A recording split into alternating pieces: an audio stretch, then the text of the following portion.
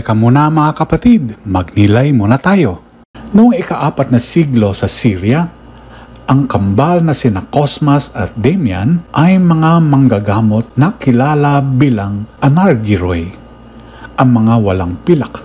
Nagpapagaling sila ng walang tinatanggap na bayad. Naniniwalang ang kanilang kakayahan ay kaloob ng Diyos na dapat ipamahagi ng libre. Sa unang pagbasa sinabi ni Propeta Hageo ang pangako ng Diyos. Ang kaluwalhatian ng bahay na ito ay higit pa kaysa una.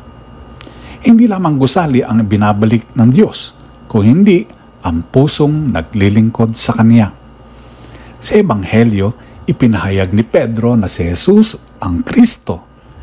Inahayag naman ni Jesus na ang kanyang misyon ay dadaan muna sa pagdurusa bago sa kaluwalhatian. Tulad ni na Cosmas at Damian, tinatawagan tayong magbigay ng walang kapalit kahit ito'y may kabayaran sa atin. Ang tunay na kaluwalhatian sa kaharian ng Diyos ay nasa pagbubuhos ng sarili sa pag-ibig. Sa kamay ng Diyos, kahit maliit na paglilingkod ay maaaring magningning ng higit sa dati.